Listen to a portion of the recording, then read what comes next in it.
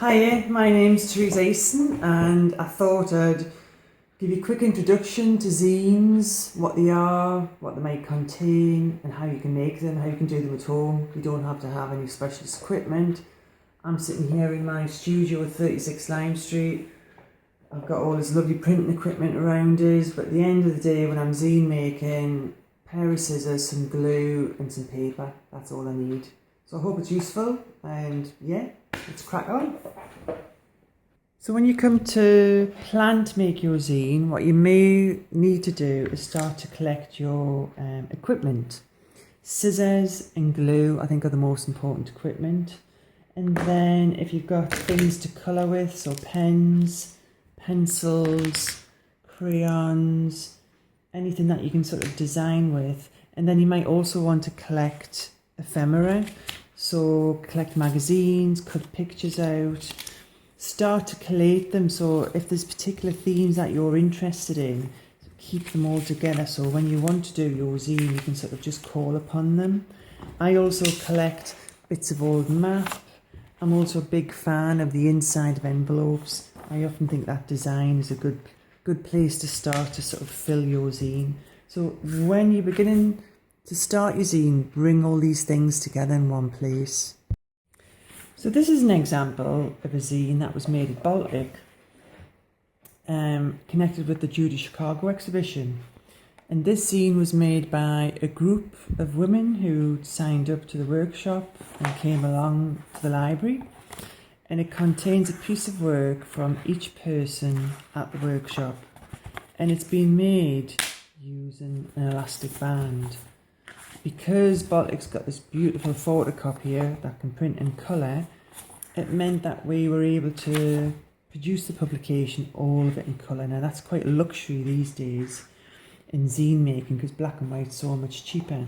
So with this zine you can see it's got a particular theme. It's looking at feminism, and it's looking at feminism, first, second, third wave of feminism, and everyone's contributing their ideas and they're using collage, cutting up magazines, pictures, different types of material, tissue, stamps, all sorts of things. And that's how you can make a zine. You don't have to just draw it or colour it. It can be written, it can just be visual, it can be anything. So zines are often collaborative. This second zine I'm going to show you is made something that I made a few years ago, and it's got a lot of traditional printmaking in it. So if I open it up, it's got a fold-out poster in it using letterpress and photolithography, and it's also got a very sort of traditional pamphlet stitch to hold it together. It's also got the cover, which is photocopied. The contents of this zine has also been made using photocopying, so I've combined a range of printmaking. The photocopying's been made using lots of collage, so I've made prints, I've collaged that, I've cut out articles, I've added to the articles, and the theme of this book is about housing and lack of it, and the contributions are from lots of different people. So I've researched and got information off the internet to populate this book. So for all I've made it, I still see this as a collaborative zine. So this final design I was going to show you is probably the most simple design to make.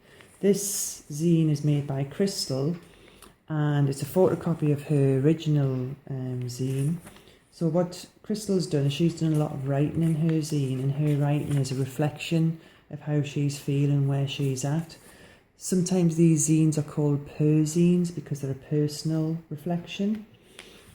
And you can see she's used really kind of quite simple techniques, but really effective, the way she's pulled these letters together here, and she's illustrated them. And the technique that she's used to pull it all together is this technique of making a zine from a single sheet of paper, and that's the design that I'm going to show you next. So this zine I'm going to show you now is made from a single sheet of paper. You can use an A3, you could use an A4, you could use an A5, the technique's the same. start by folding the paper in half, try and get the corners to match up, and then put a crease, and then take it long ways, fold it again, put a crease in, and you're aiming basically to have an A6 piece of paper. So that's our A6. Now what I'm going to do is open the whole thing out again. And then I'm going to fold it in half.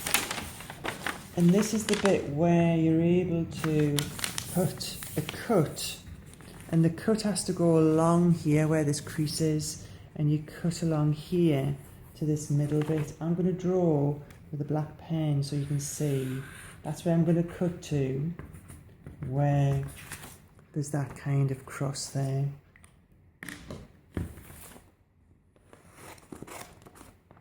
Once you've done that, open your page out, and then what I'm going to do is bring these 2 points here together, and I literally just sometimes have to force the creases the other way and push them together like that. This now gives us our book shape, and by putting some more creases in, there you go, there's your sort of pamphlet shape. So I'm going to use mine, this one here is my mock-up. So sometimes I put ideas down first and decide where things are going to go. So first of all, this is going to be the front page. This is going to be the back. And then this is the middle, so I'm going to have this as a double page spread. And then these others are going to be individual pieces.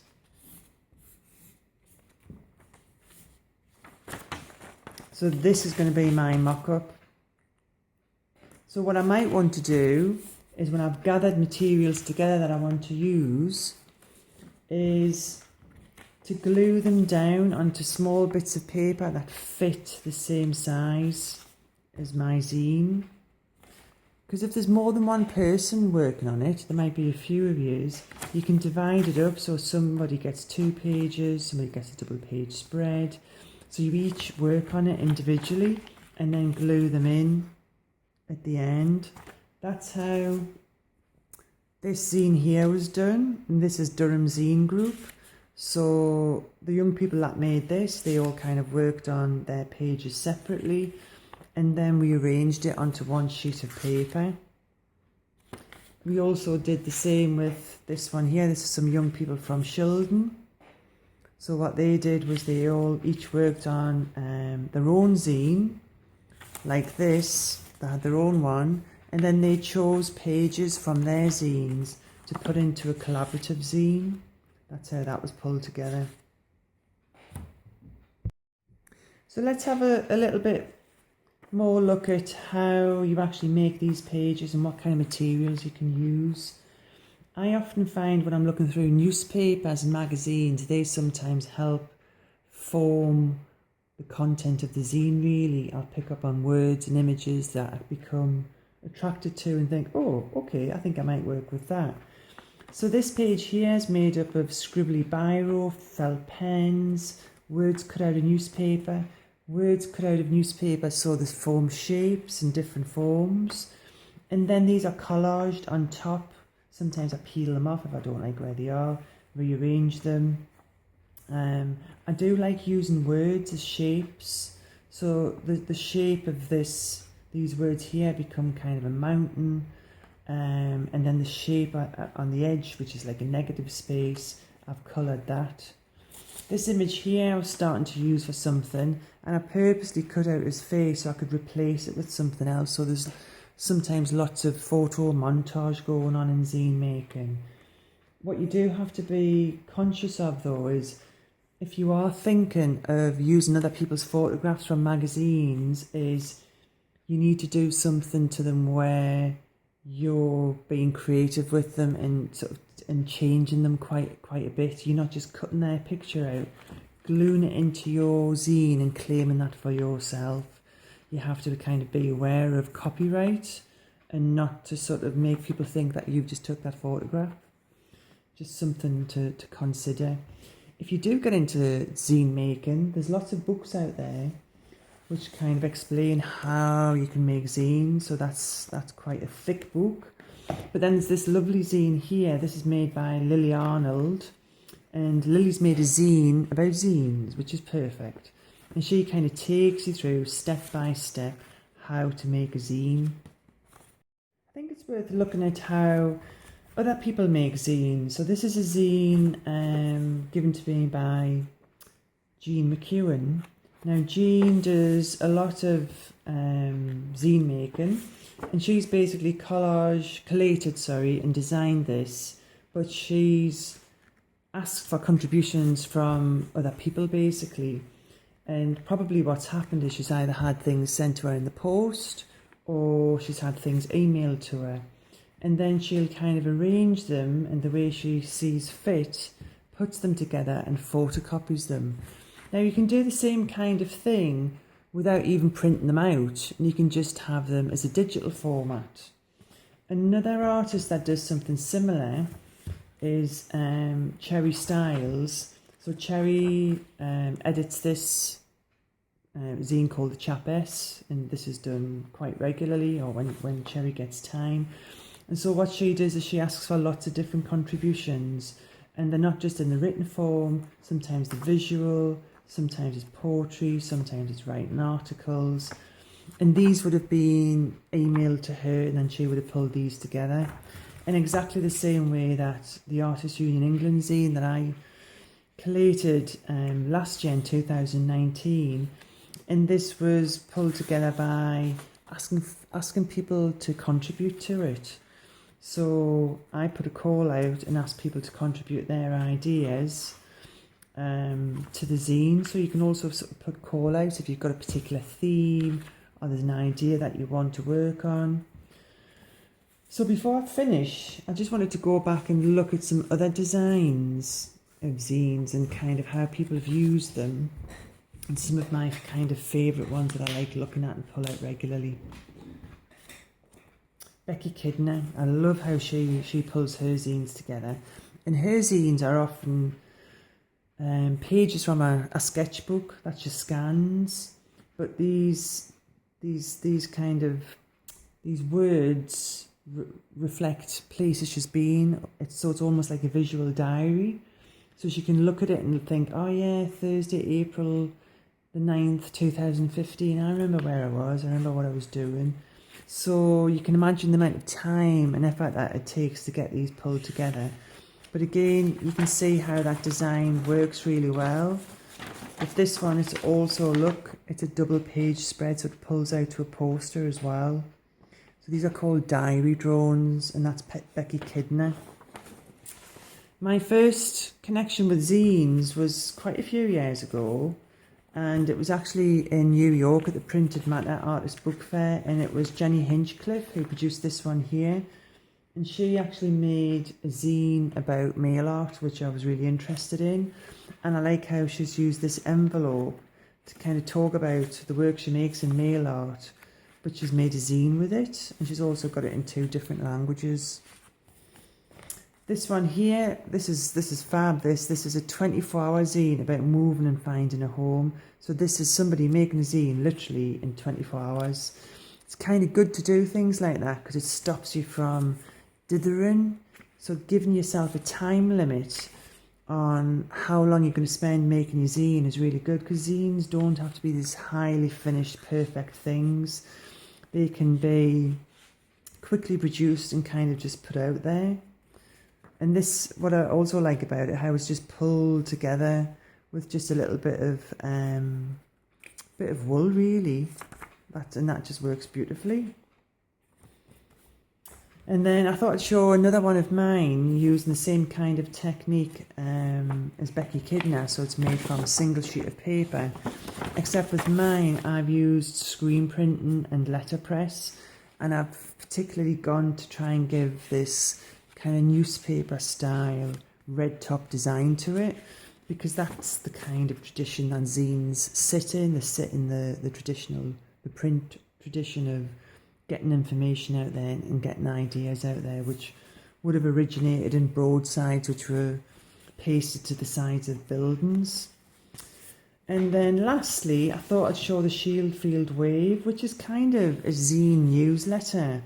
And this is again a collaborative effort. It's using loads of different processes. It's using printmaking, it's using collage, photography, you know, a bit of heritage research, articles. And it's a really good way of sort of sharing ideas. So finally, you've made all these zines. What are you going to do with them? Well, you could start by photographing them and sharing them on social media. If you hashtag zine, then it means other people who are interested in zines could have a look. You could spend a bit of time and actually photograph each page of your zine, put that on social media so people can almost read the whole zine. If it's made out of A4, your zine, and you've got a scanner, you could scan it in and then share it again using social media or email it. And then other people could download it, maybe print it out and have a copy of your zine. If you've been able to print your zine a number of times, what you could also do is a zine swap, and you could do that using traditional methods of snail mail. If you're going to post it, use an envelope that's already sticky, or use some glue or some sellotape, don't lick it. Okay, happy zine making.